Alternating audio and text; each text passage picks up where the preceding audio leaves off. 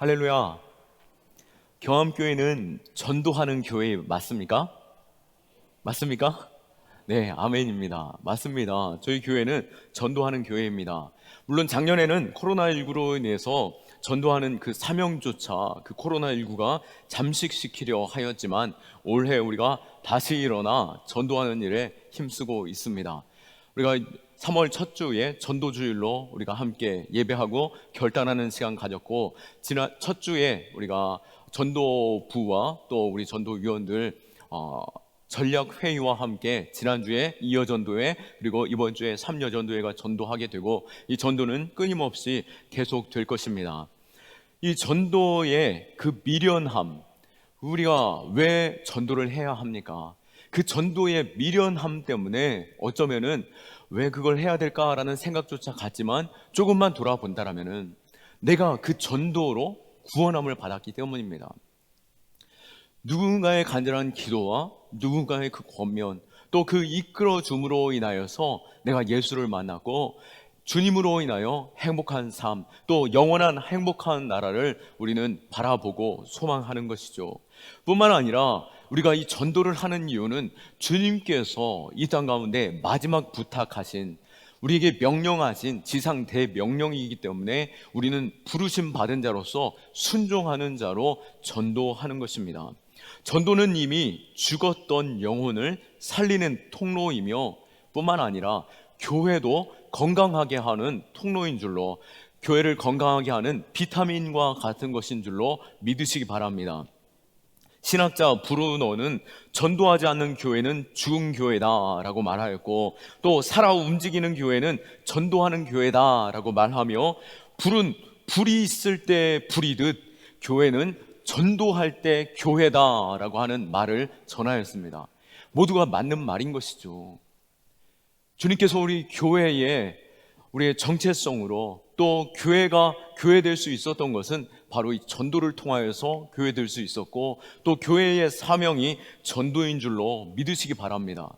그냥 우리만 좋다고 우리만의 관계로 머물러 있다라고 한다면은 교회는 사라질 수밖에 없는 것이죠. 하나님께 쓸모없는 장소가 될 수 있기 때문인 것입니다. 전도는 우리를 살게 하는 힘이요, 생명을 나는 기쁨을 누리게 하는 장소인 줄로 믿으시기 바랍니다. 전도의 그 기쁨을 맛보지 못한 성도라면은 아직 예수 그리스도를 제대로 믿지 못한 성도다라고도 할 수 있을 것입니다. 결혼해서 아이를 낳아 볼 때 비로소 우리는 풀리지 않았던 이전의 그 문제들이, 그 질문들이 해결되는 것을 알게 되고, 또 인생의 가치가 바로 이것임을 깨닫게 되는 것이죠. 예수를 믿어 예수님 때문에 우리가 행복하십니까? 우리가 예수를 믿음으로 인하여, 예수를 알므로 인하여, 예수를 만남으로 인하여 우리가 행복을 누린다라고 한다면 우리는 그 행복을 전하는 자로서의 사명이 있는 줄로 믿으시기 바랍니다. 신앙생활의 보람과 기쁨이 우리 안에 넘쳐나기 위해서는 바로 이 전도를 붙잡을 때 비로소 우리 신앙생활이 건강해지고 참된 행복을 누리게 되는 것입니다. 오늘 본문에서 위대한 전도자였던 사도 바울 역시 전도하는 일에 힘썼고, 또 전도의 전략을 우리에게 살짝 전하고 있는 것을 보게 됩니다. 여러 가지 문제로 가득한 고린도 교회를 향해서 사도 바울은 무엇이라고 말합니까? 14절 말씀에 내 사랑하는 자녀들이야 라고 부르고 있는 것입니다. 이 한 구절에서 우리는 이 전도자였던 사도 바울이 어떠한 심정으로 영혼을 대하고 또 그들을 권면하고 세우는지를 우리는 알 수 있는 것이죠. 사도 바울은 고린도 성도들에게 단순히 복음만 전하는 대상으로 전하지 않았습니다. 그는 그 영적인 부모로서 우리 고린도 교회를 품었고, 그들의 스승뿐만 아니라 부모된 자로서 그들을 위하여 기도하고 권면하는 것을 보게 되는 것이죠. 15절 말씀에 그리스도 안에서 일만 스승이 있으되 아버지는 많지 아니하니 그리스도 예수 안에서 내가 복음으로써 너희를 낳았음이니라 라고 말씀하고 있습니다. 바울은 여기서 전도를 영적인 출산이다 라고 하는 그 비유로서 전하고 있습니다. 한 영혼을 구원하는 것에 있어서 이것처럼 탁월한 전도의 방법은 없을 것입니다. 바로 우리가 아이를 출산하듯이 아이를 잉태하고 또 뱃속에서 10개월을 품고 간절히 기도하고 기다리고 기대하면서 출산에 이르르는 것처럼 우리 역시 태신자를 마음에 품고 그들을 품고 기도하고 약 70일이 남았는데요, 우리는 그들을 계속해서 기도하고 또 70일 넘는 시간이라도 끊임없이 그들을 기도할 때에 그들이 자라나게 될 것이고 또 분명히 출산하는 그 시기, 주님께로 나오는 새 생명 얻게 되는 그 시기를 만나게 될 것입니다. 요즘 교회들이 찾는 좋은 아이디어와 여러 가지 시스템의 전도 방법들이 있습니다. 물론 좋습니다. 그러나 여러 가지 아무리 좋은 시스템, 좋은 방법이 있다 할지라도 그 안에 영혼을 품고 기도하고 아비된 마음으로 그들을 이끄는 마음이 없다라고 한다면 어찌 그것이 전도가 될 수 있고 어찌 그 영혼이 새롭게 태어날 수 있겠습니까? 물론 복음엔 능력이 있습니다. 한 번이라도 강권하여서 복음을 듣게 할 때에 그 영혼의 심령에 그 복음이 씨앗이 되어 주께로 돌아오는 은혜가 있게 될 줄로 믿습니다. 그러나 바라기는 진정 전도에 있어서 그 영혼을 사랑하고 그 영혼이 그리스도 안에서 잘 성장하기를 원한다라고 한다면 우리는 이 아이를 출산하는 것과 같은 심정으로 그 영혼을 품고 기도하고 권면하고 세워주는 그러한 충분한 시간이 필요할 줄로 믿으시기 바랍니다. 물론 일회성의 노방 전도도 중요하고 좋습니다. 또 축호 전도도 너무나도 귀하죠. 하지만 열매를 얻기에는 너무나도 짧은 대면의 시간, 또 단회적인 그러한 만남으로서는 결코 그 영혼이 온전히 돌아서는 것에 있어서는 쉽지 않다라고 하는 것을 우리는 알고 있습니다. 그런 면에서 우리는 전도에 있어서 관계 전도가 얼마나 중요한지 우리는 알아야 할 것입니다. 내 주변에 있는 영혼, 그 사람은 정말 변화되기 힘들 거야. 또 그 사람은 내가 예전부터 말해봤지만 완전히 딱딱하더라고 하는 마음이 있다 할지라도 끊임없이 그들을 위해서 기도하고 끊임없이 그들을 품고 그들을 이끌 때 그 태중에서 아이가 자라남과 같이 서서히 자라나고 변화되고 주께로 돌아오는 기회들이 있게 될 줄로 믿습니다. 그 일에 있어서 하나님께서 우리를 세우셨고 우리를 부르시고 우리를 또한 보내시는 줄로 믿으시기 바랍니다. 로마서 10장 13절로 15절 말씀을 볼 때에 하나님 아버지의 마음을 우리는 알 수 있는데요, 누구든지 주의 이름을 부르는 자는 구원을 받으리라 라고 하시는 그 예수 그리스도의 이름을 우리에게 주심으로 우리가 구원함을 얻었습니다. 그런즉 이라고 하면서 계속해서 말씀하시는데요, 그들이 믿지 아니하는 일을 어찌 부르리요? 듣지 못한 일을 어찌 믿으리요? 전파하는 자가 없이 어찌 들으리요? 보내심 받지 아니하였으면 어찌 전파하리요? 보내심 받은 자가 없다라고 한다면 누군가가 그들에게 찾아가지 아니하고 그들에게 이 메시지를 전하지 않는다라면 어찌 그들이 들을 수 있고 또 어찌 그들이 예수 그리스도를 나의 주로 시인할 수 있겠습니까? 그 일에 있어서 주님께서는 우리를 부르셨고 그 일에 있어서 우리로 기도하게 하시고 기대하게 하시고 기다리게 하시는 줄로 믿으시기 바랍니다. 그러기에 때로는 이 전도의 방법이 미련해 보일지라도 그 미련한 그 전도의 방법 때문에 우리가 예수를 믿게 되었고 또 주님께서는 그 방법을 통하여서 구원하는 것을 선택하시며 즐거워하시는 분이신 줄로 믿으시기 바랍니다. 고린도전서 1장 20절 말씀에 하나님의 지혜에 있어서는 이 세상이 자기 지혜로 하나님을 알지 못함으로 하나님께서 전도에 미련한 것으로 믿는 자들을 구원하시기를 기뻐하셨도다. 아멘. 이 세상 지혜로는 결코 완벽하게 하나님을 알 수 없습니다. 복음이 있어야만이 그들이 온전히 하나님을 알 수 있게 되는 것이죠. 그러기에 하나님께서는 이 복음, 이 전도하는 그 미련한 방법조차 그것을 사용하셔서 우리로 하여금 주님 예수 그리스도를 만나게 하셨고 또 만나게 하는 그 일에 부르심 받은 줄로 믿으시기 바랍니다. 그러기에 우리는 왜 이러한 방법을 하나님께서 요청하시고 우리로 하여금 번거롭게 이 일을 하게 하십니까? 라고 따지기보다도 하나님께서 부르셨고 이 일을 귀하게 여기고 이것으로 하나님께서 즐거워하시고 기뻐하신다라고 한다라면은 맡은 자로서 감당해야 할 것은 충성이고 순종이고 그것으로 우리 하나님께서 기뻐하는 줄 믿고 담대히 나아갈 수 있는 저와 여러분들 될 수 있기를 예수 그리스도의 이름으로 축원합니다. 아마 사도 바울 역시 이 미련한 방법으로 하나님께서 구원하시는 것에 있어서 정확한 그 뜻을 알지 못했을 것입니다. 그러나 이것을 놓고 하나님 어찌 나를 이 죄인 된 자, 이 괴수와 같은 자를 구원하셨습니까? 라고 주님 앞에 담에색 도상에서 주님께서 부르셨을 때에 주님 앞에 나아가며 또 그가 이 3년간의 광야 생활을 통하여서 깊이 묵상하고 기도하는 가운데 아라비아에서 기도할 때에 하나님께서 그 마음 가운데 분명한 확신을 주셨을 줄로 믿고 그 확신 때문에 그가 전도하는 줄로 믿습니다. 어떠한 확신이겠습니까? 내가 너를 이미 창세 전에 택하였고 내 자녀 삼았고 내가 천하보다 너를 귀하게 여기는 만큼 예수 그리스도 독생자 예수 그리스도를 드리기까지 피 흘려 주기까지 너를 위해 그 값으로 샀다라고 말씀하신 것을 그가 들었던 것이죠. 우리 한 사람 한 사람은 예수 그리스도보다 더 귀한 마음으로 주님께서 그 피로 우리를 살리신 줄로 믿으시기 바랍니다. 마찬가지로 우리를 그렇게 살리셨다라면은 우리를 통하여 그 일을 행하시기에 우리는 순종하는 것이고 또 하나님께서 찾으시는 천하보다 귀한 그 영혼을 위하여 우리는 끊임없이 기도하고 그들을 권면하며 이끄는 것입니다. 천하보다 귀한 그 영혼을 푸는 그 마음, 바로 아버지의 마음을 우리는 알아야 할 것이죠. 아버지의 마음은 어떻습니까? 아무리 집 나간 아들이라 할지라도 미련할 정도로 그 부모는 그 사랑하는 아들을 기다리는 것이죠.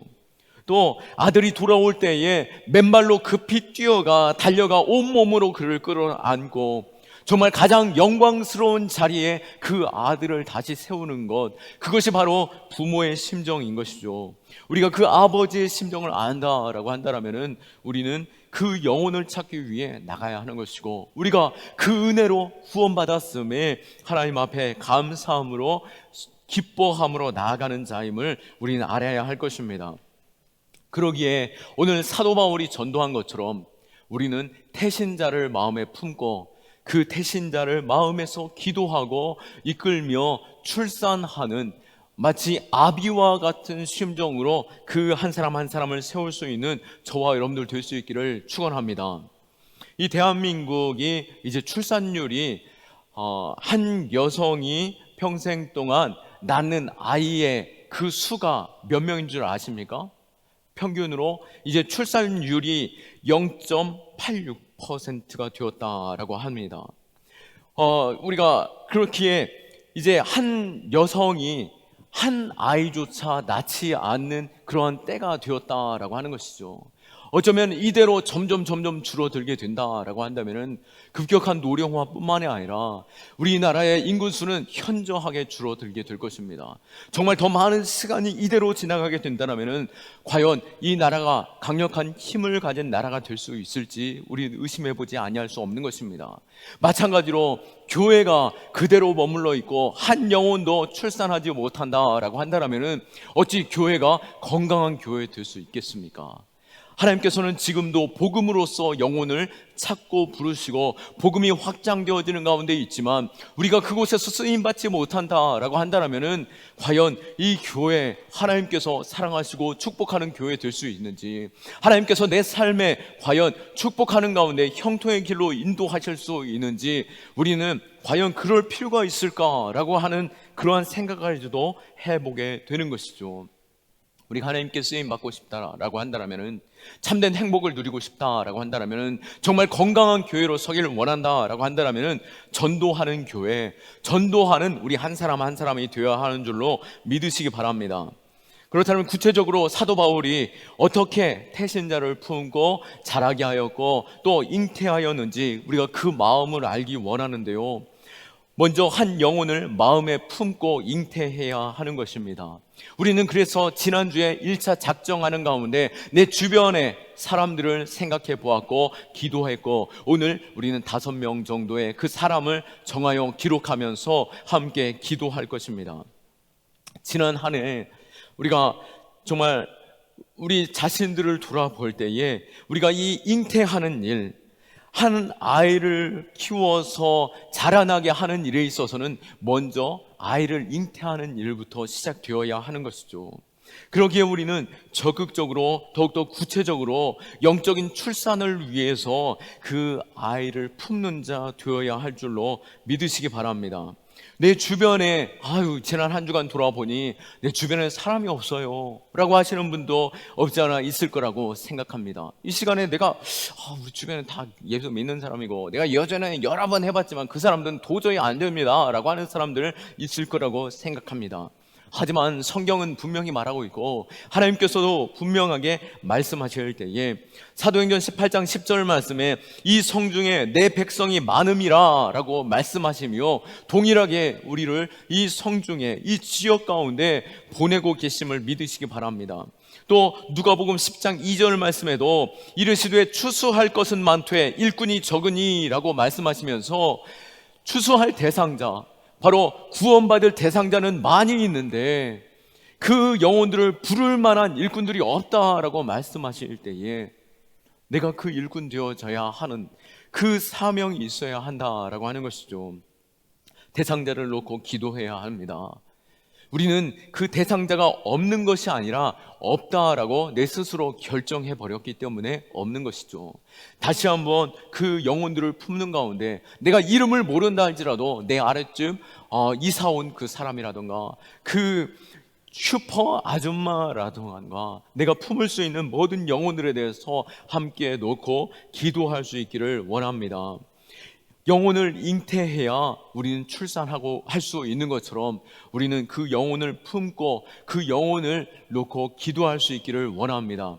그 일에 있어서 오늘 강권할 뿐만 아니라 오늘 내지 않으신 분들은 아마 여전도회에서 각 전도회에서 끊임없이 전화하면서 태신자 이름 제출해 주세요 라고 권면할 것입니다.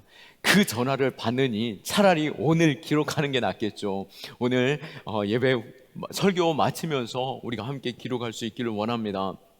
뿐만 아니라 이제 정말 태아를 품었다라고 한다면은, 태신자를 품었다라고 한다면은 내 품 안에서 잘 자라나게 해야 하는 것입니다. 어떻게 자라나게 합니까? 아이를 임신하고 아이가 건강하게 태어나게 하려면은 산모의 건강이 중요하고, 또 산모는 그 아이를 위해서 끊임없이 좋은 것을 먹고 좋은 것을 바라보고 좋은 이야기를 건네고 또 좋은 소리를 끊임없이 들으려고 애를 쓰는 것이죠. 왜 그렇습니까? 그렇게 하는 것이 태중의 아이에게 분명히 영향이 있기 때문인 것입니다. 우리도 그렇기에 태중에 그 영혼을 품었다라면은 이 기간 동안 더욱더 우리의 마음을 정결케 하고 또 하나님의 말씀도 더욱더 집중해보고 같이 기도도 하고, 또 바라기는 그 영혼에게 좋은 것들을 먹여야 하는 것이죠.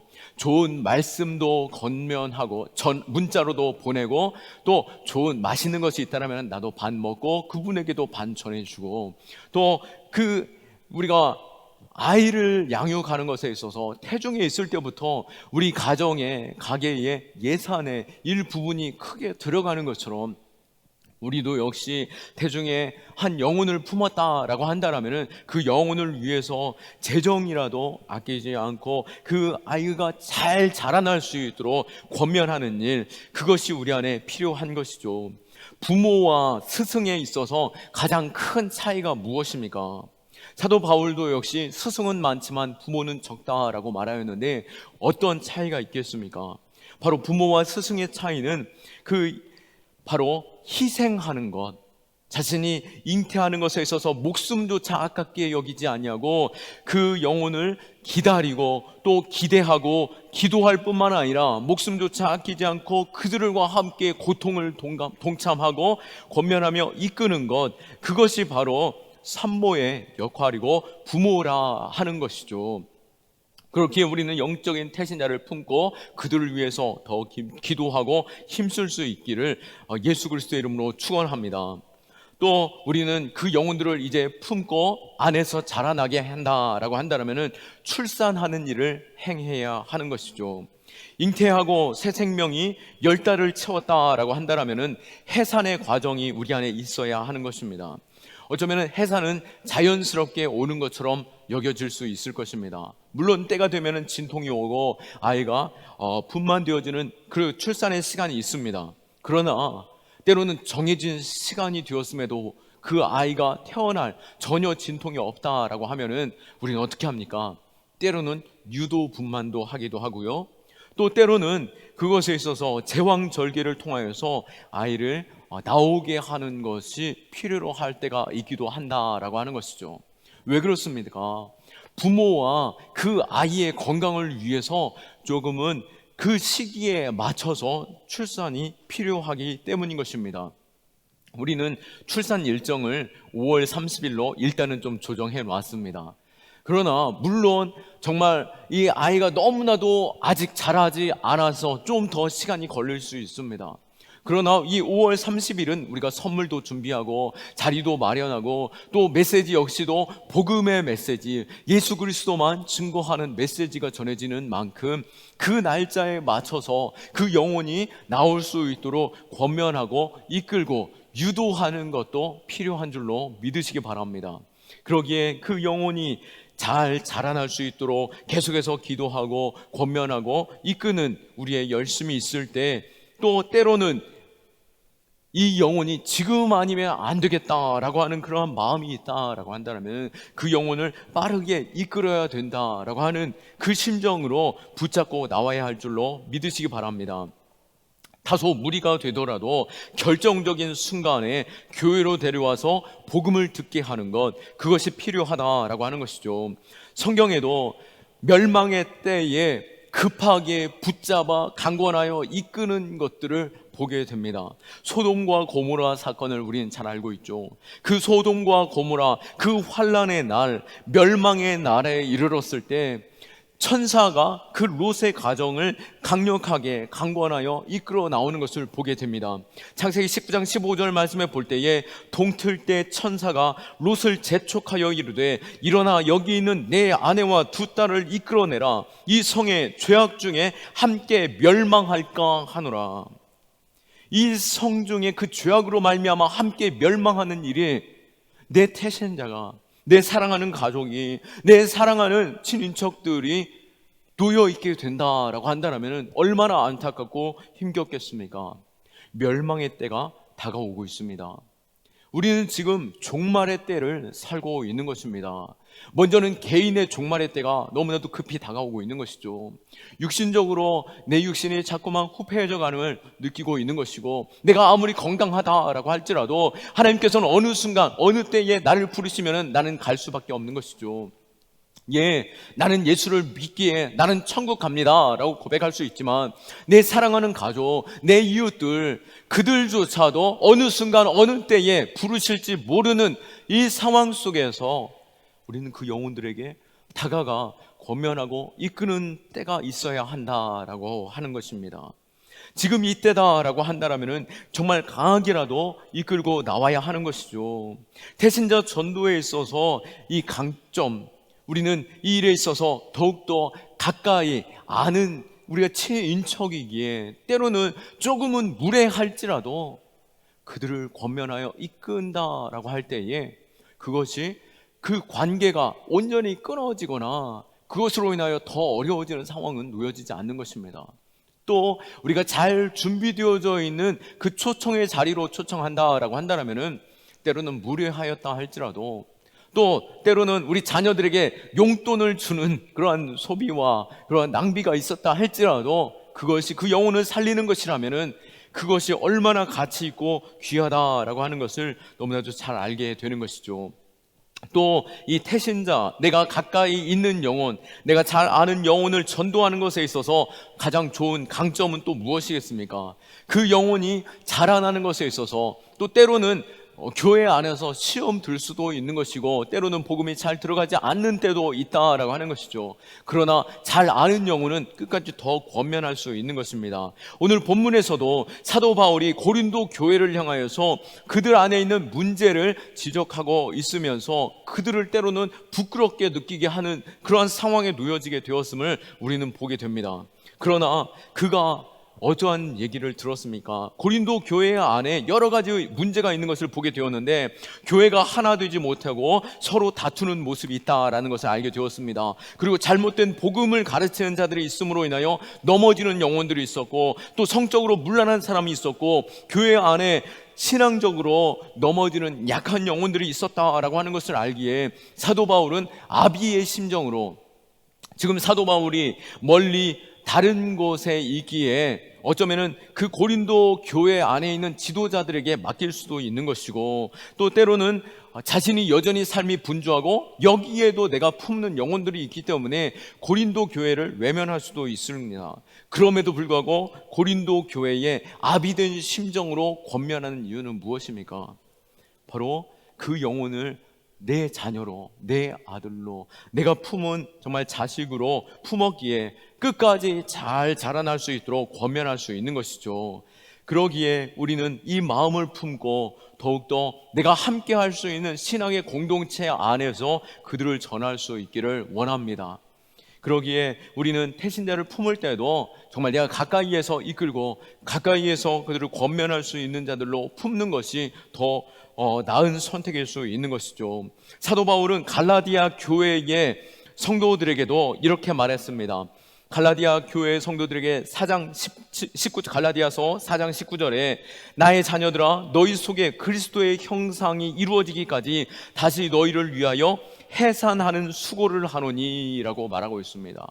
이미 태중에 품었고 출산하였음에도 불구하고 갈라디아 교회 안에 어려움이 있는 영혼들을 다시 한번 품고 그들을 위해 다시 낳는 심정으로 권면하고 있다라고 하는 것이죠. 우리는 이 복음의 메시지 또 주님의 마음을 아는 가운데 그 영혼을 품고 돌아오게 하는 그 일에 쓰임받는 저와 여러분들 될 수 있기를 축원합니다. 앞서도 말씀드렸듯이 이제 마지막 때를 살고 있습니다. 이제 얼마 남지 않은 그 시간에 우리는 그 영혼들을 품어야 하는 것이죠. 우리 영상을 잠깐 볼까요? 우리 볼륨도 좀 올려주시고요.